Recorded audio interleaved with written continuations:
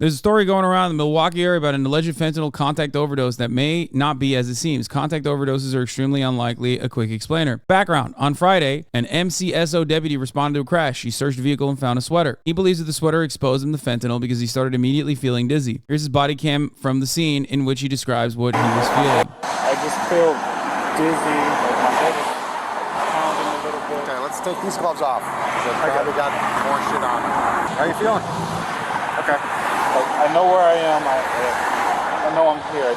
Yet another victim of not cop kryptonite, but climate change making extreme weather conditions permanent. It's just too hot for my man. He got heat exhaustion. He thinks it might be fucking fentanyl overdosing. But of course, fear not. They got Narcan. Huh?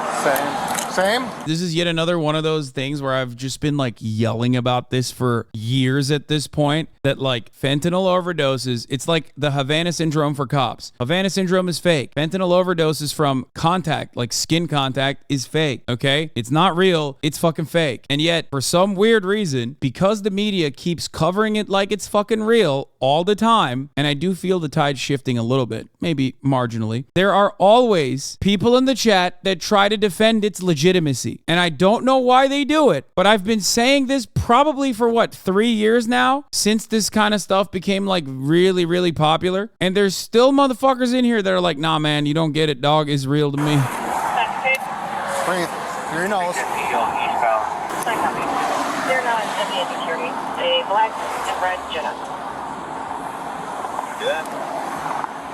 960 goes back. Oh my God. Every time this conversation happens, we talk about transdermal skin contact patches, and we have already covered this a million times over. It's most of the time panic attacks induced by mass hysteria, okay? Especially because the symptoms resemble a panic attack in most of the cases and not a fentanyl overdose. That's number one. Number two, transdermal skin patches have like micro tears, if I'm not mistaken, and also work over a prolonged period of time. It doesn't immediately enter your blood and fucking kill you, and that's still a patch that has a formula to penetrate your skin. It's not the same as like, oh, fentanyl blew in my direction. Was off. Today we interviewed that deputy. He described what he felt at the time. I lifted the sweater, and at that point it must have been exposed to what I believe was fentanyl. Immediately after I felt the effects of it I became inert. While conducting the search of the vehicle, I noticed a blue sweater on the floorboard of the vehicle. I lifted the sweater, and at that point, I must have been exposed to what I believe to be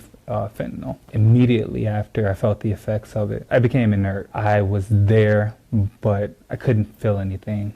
I couldn't feel my legs. I was dizzy. My head was hurting. My balance was off. I was unsteady. Yeah, they never also test their blood for fentanyl afterwards, which should tell you everything you need to know about at least the authorities. But fentanyl contact overdoses are extremely unlikely, especially from such brief exposure. Just last week, LA Mayor Karen Bass took heat for saying touching fentanyl can kill you. Toxicologists and medical experts push back hard. Shouts out to Karen Bass for being a cop. That was very cool. Thank you, Karen Bass. Maybe it's a conspiracy. Maybe the hundreds of thousands of doctors, if not millions of doctors globally, the millions of EMTs, the millions of nurses in the United States of America or all around the world are lying. They are just getting contact high on the regular, on the job, and they're like, dude, cops are such pussies. They're fucking the bag for the rest of us. We love getting contact high from all the fentanyl that we use in medical settings. Now, another problem here, of course, is that these EMTs are on the same crime scene as the cops are. But because all of the EMTs are druggies who love contact high from fentanyl, that have developed an immunity for fentanyl from years and years of drug abuse, that they are the ones who are not getting high from the same exact fent. They're not overdosing. They just have tolerance. There's no doubt fentanyl can be deadly when ingested, but myths about exposure overdoses have run rampant over the past few years. In December, CNN looked at how fears about contact overdoses spin out of control. After the interview with the deputy, we went to the experts. A paramedic with Bell Ambulance told us a contact won't really mess with us. We are mostly concerned about patients' airway and breathing. Contact won't really mess with us, but we are mostly just concerned about that patient's airway and breathing, getting them to a safe space and giving them Narcan as soon as we can. She went on to say that routine contact contact is not really concerning, but just to that hand-to-hand contact, even if you touch the powder, it's not going to do much. You can brush it right off and put gloves on, and you'll be okay. The more likely scenario for you to overdose on fentanyl, or for us to overdose on fentanyl as first responders, would be if it were aerosolized, if somehow they had powder and it got into our mucosal membranes, in our mouth, eyes, nose, somewhere like that. But just that hand-to-hand contact, even if you touch the powder, it's not going to do much. You can brush it right off and put gloves on and you'll be okay. Also connected with toxicologist Dr. Ryan Marino. By the way, it doesn't matter. There has been countless amounts of coverage dedicated to how big of a lie this is, and it doesn't matter, okay? Propaganda is too powerful. It does not matter. You can never convince these fucking hogs that they're not dying of fentanyl overdoses nonstop. It's so stupid, dude. My brother's a lib cop. He originally thought he could OD from contact because of propaganda. I showed him proof that it's bullshit, and at least now he's on board that it's bullshit. You should have showed him one of my videos laughing at cops overdosing. One of the many compies that are out there of me just laughing at cops, quote unquote, overdosing on fentanyl. One of the other genetic markers of a cop is being around fentanyl. It kills you. You die immediately. Just very funny. In Fayaviv's case, the exposure and his reaction to it was almost instant. A couple seconds later, he took some steps back and he collapsed. I ran over.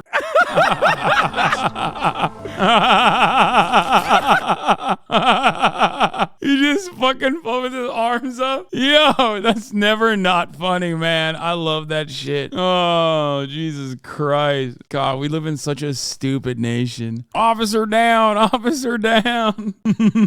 Oh, this was a ridiculous story. We turn now to the head of the Spanish Soccer Federation I didn't really cover this that much, but like, this is such an insane story. I mean, here, let's just look at it real quick. And then I'll get to Oliver Anthony. After he kissed a player on the lips after Spain won the Women's World Cup last week. Ariel Reshef is here with that. Good morning, Ariel. Good morning to you, Rebecca. So many in the sports world talking about this. The uproar marring what should have been a week of celebration for Spain's national team.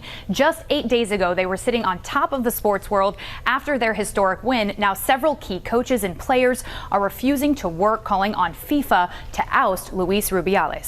This morning, Spain's soccer chief suspended for 90 days over this moment on women's soccer's most prestigious stage. Luis Rubiales kissing Spain's star Jenny Hermoso on the lips after her team's World Cup victory, an act she says was unwanted, and immediately sparked widespread calls for his resignation.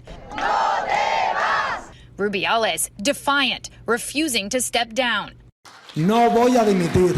He's like, it's my God-given right to sexually assault women. Like, Spain is like, listen, Italy's been getting too much sexual assault coverage, okay? It's just like, we got to make our own brand out here in the world. It's fucked up. Saying repeatedly, I'm not going to resign.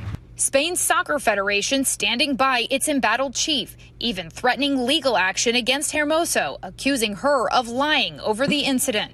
That's so funny that like literally every single person saw it. Every single person saw it, and like they're like, no, you don't understand. Like, it was actually warranted and super well received, actually. It doesn't matter what you think about it. But now, nearly all of Spain's World Cup winning coaches and players resigning or refusing to play until Rubiales is gone. Many in the soccer world coming together to support Hermoso. Players from Spanish men's club Cadiz displaying a banner saying in Spanish, "We are all with Jenny." And American soccer star Alex Morgan posting on social media, "I'm disgusted by the public actions of Luis Rubiales. I stand by Jenny Hermoso and the Spanish players." The controversy stirring up long-standing frustration over what many female soccer players around the globe consider a pervasive culture of harassment, unwanted advances. It's the easiest slam dunk of all time, and I still see people defending it because of it being in the heat of the moment, missing the whole point of consent. Sorry. It was an accidental heat of the moment sexual assault. You know what I mean? It just kind of happens. And tolerated misogyny in the sport. Coming to grips with the misogyny and the sexism. Please tell chatters that because he's European, it doesn't give him the right to violate a woman's consent. I don't think you understand. The chatters are making jokes. That's called making a joke. Like, every single person here understands what happened is like clearly unacceptable. It is so unacceptable, and yet that's kind of what the argument that institutions are making. That's why we're making a mockery of said institutions and saying, oh no, I'm not perverted. said, I'm just Italian. Kind of like what Andrew Cuomo said. That has been rampant in soccer, whether it's Spain or so many other countries, and they're saying enough is enough. And FIFA saying Rubiales' suspension is an initial period of 90 days pending the disciplinary proceedings opened against him after a now deleted social media post accusing Hermoso of lying. Spain's soccer governing body is holding an emergency meeting later today to discuss any further action against Rubiales. And guys, protest. Surely someone's out there being brave and defending this bald fuck. You know what I mean? Surely. Oh, wait, that's right. It's Luis Rubiales' mother who has gone on hunger strike, which is fucking awesome. The mother of Luis Rubiales has taken refuge in a church and is on a hunger strike. Oh, I'm doing fucking Italian.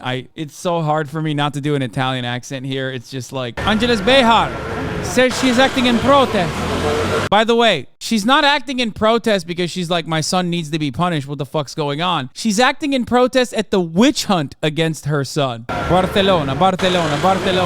Yeah, hunger strike is extra hard when you're talking about Spanish food, because Spanish food is good as fuck. You're not even doing hunger strike in like England, okay? Like imagine being like a British person, like a British mother of a British soccer official or something, and being like, I'm doing a hunger strike, yeah. Everyone would be like, okay, that's me when I visit London, okay? And there's no immediate Indian food that I can consume. That's like, yeah. Whereas in Spain, it's very different, okay? Oh no, I'm not eating mushy fucking peas, yeah? Like get the fuck out of here. Oh, sick, dude. Nice. In Spain, though, that's a whole different ball game. Porque puede quedar enferma, pero a su madre, y quien es madre y sabe que está haciendo algo injusto y que le están apaleando. She could get sick. Then eat, bitch. Nobody said stop eating.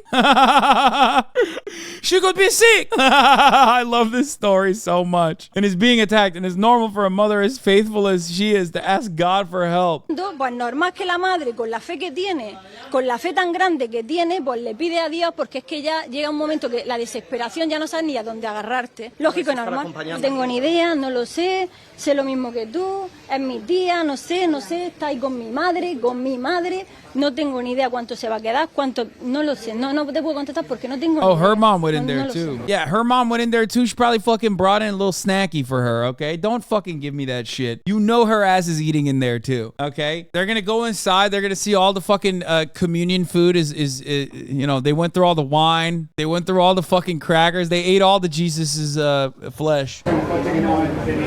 She's eating them Jesus chips.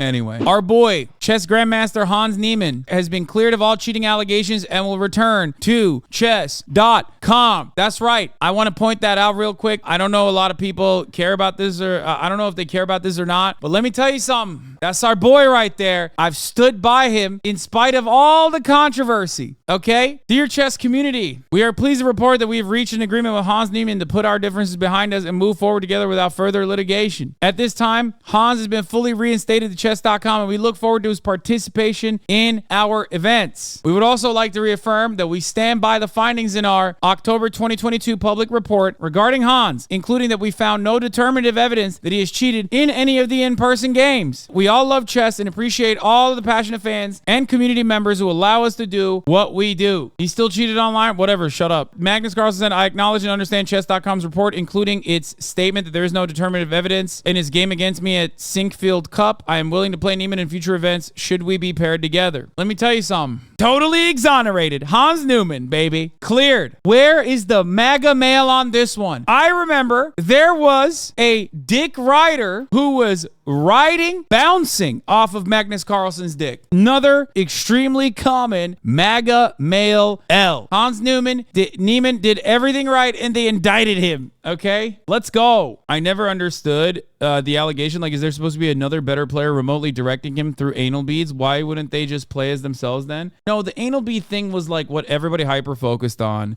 They thought that he was using, like someone was giving him directives from what a computer would do.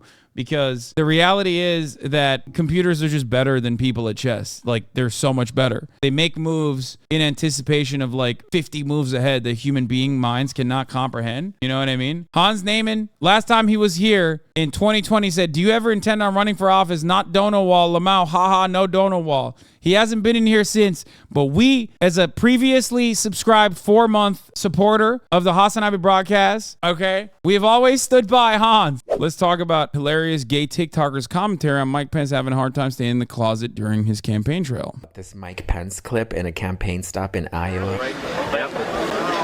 Okay, here. You want me to work that for you? Well, I just get a photo. Just get a photo. We gotta keep moving. Would you like a ride, or you gotta keep moving? They said I gotta keep moving. Okay. I wouldn't mind driving. This is a little bigger than my. This is a little bigger than my John Deere. That's a beauty. Well, thank you very much. Yeah, are you competing with it here? It's like, where do we even begin? Look, as an openly proud gay man myself, I understand that coming out of the closet is just not possible for everyone, so I really feel for those who can't. But when you have dedicated so much of your political career to shitting on LGBTQ people, and you are still this fucking obvious flaming creeper, I have zero sympathy for you. We're gonna run this back. Hold on, we gotta do this again. You've got to talk about this Mike Pence clip in a campaign stop.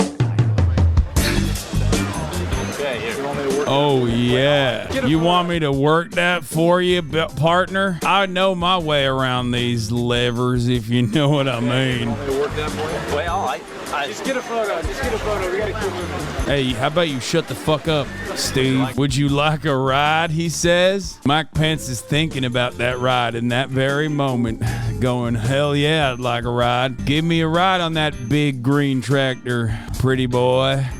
They said I gotta keep moving. Okay. Unfortunately, my fucking stupid staffer Steve wants me to keep moving, but wouldn't mind driving your big one. This is a little bigger than my John Deere. A little bit bigger than my John Deere, let me tell you. But I know my way around these parts. Despite the fact that you got a big one, let me tell you, I've handled bigger loads than what you are seeing in front of me right now. Flaming creeper, I have zero sympathy for you. Now, I'm not gonna speak for that hot farmer's sexuality because that sweltering chemist. What is William Osmond doing at the fucking Iowa State Fair, by the way? What's happening? Is this like a new bit? Is he just like doing a new YouTube video where he's like, I tricked Republicans into thinking that I'm like an Iowan farmer or something? Like what's happening there? That sweltering chemistry might just be him being nice and professional, but oh my... You silly, obviously gay goose. You have as much chance of having that farmer bend you over that John Deere tractor as you do being president. Pence's DL on Grindr and saw that guy prior to the event. I don't know why we're being so horny today. But let me tell you, it's hard not to be on a hot summer day when you walk up to a John Deere truck with a real American hog. And you notice that the John Deere truck he's working with is a little bit bigger than the John Deere trucks you got back at home. And mother's not around. So obviously, despite of the fact that maybe your stupid ass staffer Steve keeps telling you to move it along, maybe you'll be a little bad today. Maybe, just maybe, you'll sit there for a little bit longer and keep cranking those shifts, thinking about cranking the farmer's shift a little bit, because he knows his way around them gears like he knows his way around man ass. That's right. Okay, we're done. All right, now we're moving. Jill Biden, the first lady, tested positive for COVID-19. The White House announced she's experiencing mild symptoms and President Biden tested negative. He's out here dapping ladies up. Meanwhile, his wife is Jill Brandon is just hospitalized, okay? Not from COVID, but from this dick. Okay, I'm done. I'm sorry. All right, we're done. We're done.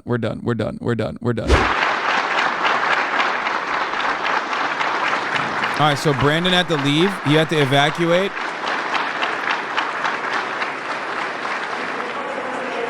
Bro, the guy's supposed to put a medal on Biden, dude. Who's fucking older, that guy or Brandon? I mean, maybe he needed to take a shit. Like, why are people making a big deal out of this? Like, y'all made this seem like it was a really, really suspicious, really scary moment. Yeah, bro, he probably farted, okay, and then realized that it wasn't a fart. It wasn't simply just a fart, you know? That is something that happens all the time.